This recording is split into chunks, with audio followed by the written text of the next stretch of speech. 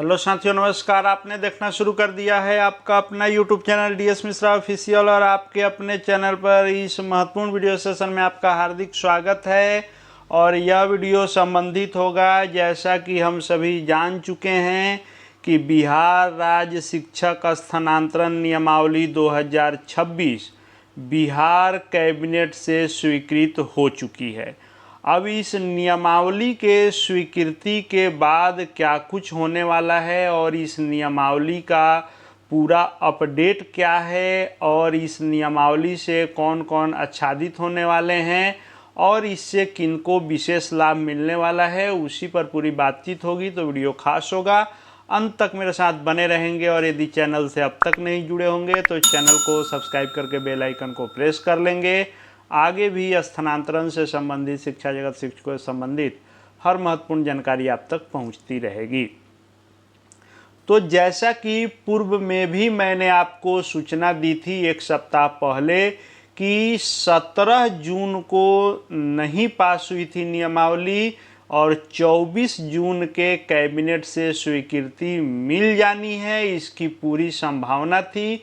इस बात को मैंने एक सप्ताह पहले आपको बताया था और उस अनुरूप ये चीज़ें हुई हैं और बिहार राज्य शिक्षक स्थानांतरण नियमावली 2026 24 जून को मंत्रिपरिषद से इसकी स्वीकृति मिल चुकी है।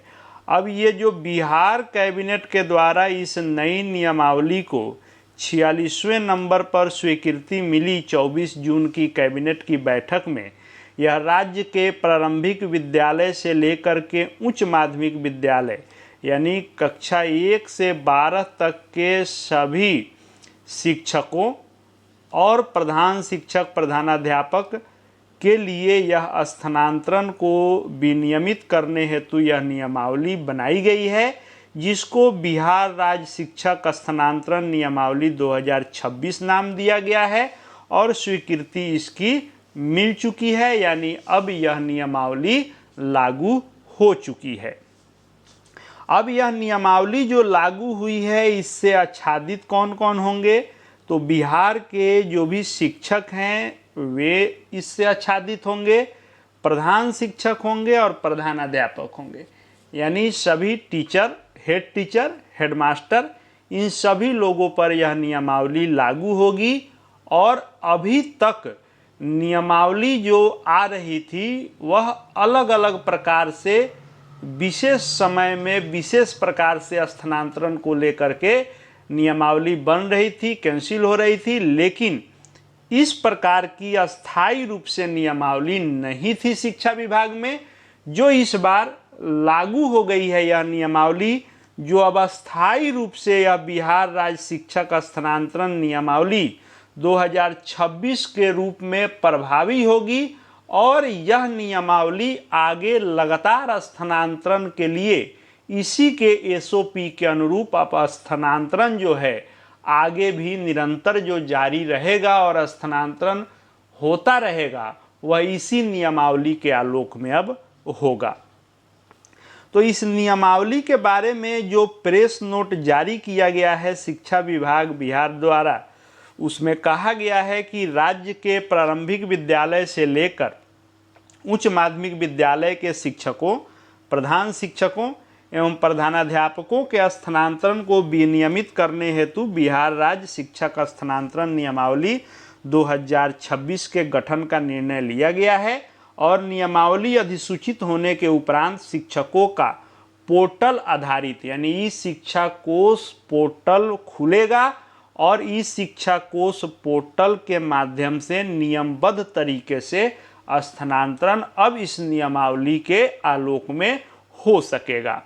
इस नियमावली में जो चीज़ें रखी गई हैं उसमें स्वास्थ्य संबंधी कारणों, दिव्यांगता, पति पत्नी के पदस्थापन के आधार पर, पारिवारिक परिस्थितियों के आधार पर, इन सभी मानवीय आधार पर शिक्षकों का ट्रांसफ़र होना है, जिसमें विशेषकर महिला शिक्षकों का अपने गृह पंचायत को छोड़कर अपने ही प्रखंड के अंतर्गत अपने गृह पंचायत से इतर यानी अगल बगल के दूसरे पंचायत में स्थानांतरण हो सकेगा। वहीं पुरुष शिक्षकों का अपने जिले के अंतर्गत अपना गृह प्रखंड छोड़कर अपने गृह प्रखंड से इतर अगल बगल के आसपास के प्रखंडों में जिले के अंदर ही पदस्थापन किया जा सकेगा। जिन विद्यालयों में शिक्षकों की कमी है वहां आवश्यकता अनुसार पदस्थापन अब इस नियमावली के आलोक में किया जा सकेगा, जिससे शिक्षक छात्र अनुपात में सुधार होगा। शिक्षकों का संतुलित वितरण होने से विद्यालयों में शिक्षण कार्य बेहतर ढंग से संचालित होगा और शिक्षकों की वास्तविक कठिनाइयों और व्यक्तिगत समस्याओं पर विचार करके ही यह नियमावली लाई गई है और इस नियमावली के आधार पर स्थानांतरण किया जाएगा। राष्ट्रीय शिक्षा नीति जो NEP 2020 है उसके अनुरूप शिक्षा की गुणवत्ता सुधारने और विद्यार्थियों को बेहतर शिक्षण उपलब्ध कराने में इस नियमावली के आलोक में स्थानांतरण होने से छात्र शिक्षक अनुपात में जो है सहायता मिलेगी संतुलित करने में और शिक्षण जो है विद्यार्थियों का बेहतर हो सकेगा। इस नियमावली का मुख्य उद्देश्य है शिक्षकों के कल्याण, विद्यार्थियों के हित एवं विद्यालयों की आवश्यकता के बीच संतुलन स्थापित करते हुए स्थानांतरण प्रक्रिया को निष्पक्ष, पारदर्शी एवं प्रभावी बनाना है। यह प्रेस नोट जारी किया गया है और एक तरह से कहें तो यह बिहार शिक्षक स्थानांतरण नियमावली का सारांश इसमें लिखा गया है कि नियमावली है क्या, क्यों लाया गया है और क्या कुछ इसमें मिलना है। लेकिन इतना ही नियम नहीं है, इसका विस्तृत SOP है जो बहुत जल्द आपके सामने होगा, क्योंकि पूरी नियमावली तैयार होने के बाद ही यह कैबिनेट में लाई गई है और कैबिनेट से स्वीकृति मिली है। बहुत जल्द आपके सामने पूरा SOP होगा। जैसे ही पूरा SOP आ जाएगा उस SOP के एक एक बिंदुओं का विश्लेषण के साथ वीडियो के माध्यम से आपको जानकारी दूंगा कि किस में कहाँ क्या बेनिफिट है, कहाँ क्या दिक्कतें आएगी या क्या कुछ इसमें विशेष फायदा किनको मिलेगा, कैसे कैसे नियम होगा, किनका कब स्थानांतरण होगा, किनका हो सकेगा, किनका नहीं हो सकेगा, सारी चीज़ें आप तक पहुँचेंगी SOP के आधार पर।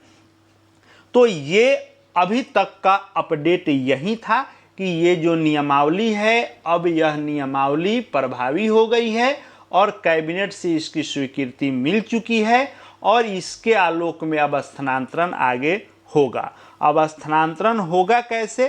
तो जो ई शिक्षा कोष पोर्टल है, तो अभी तक जो टीचर ट्रांसफ़र 2026 डेमो के रूप में था वह अब आपके मेन ओरिजिनल वाले ई शिक्षा कोष बिहार पर एक्टिव किया जाएगा और इस टीचर ट्रांसफ़र वाले ऑप्शन में जा कर के प्राथमिकताओं के आधार पर सभी अपने साक्ष्यों के साथ आवेदन करेंगे और उस आवेदन के आधार पर यथासंभव नियमानुकूल स्थानांतरण उनका होगा।